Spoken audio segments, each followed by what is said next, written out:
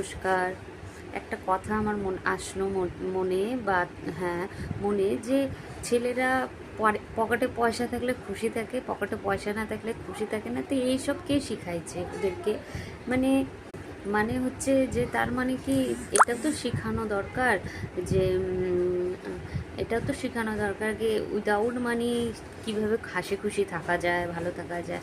অনেক বাড়ির ছেলেরা কি করে দেখি, পয়সা কড়ি না থাকলে মানে পকেটের মধ্যে, তো ওরা বাড়িতে এসে এসে রাগ দেখায়। তো ওইটার কথা মানে এটার গোড়ায় যেতে হবে। এগুলো শেখালো কে ওদেরকে?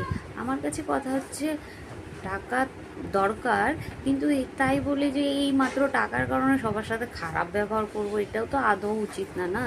আর পয়সা থাকলেই আমার ভ্যালু, এগুলো উল্টা পাল্টা শেখানো বন্ধ করা হোক।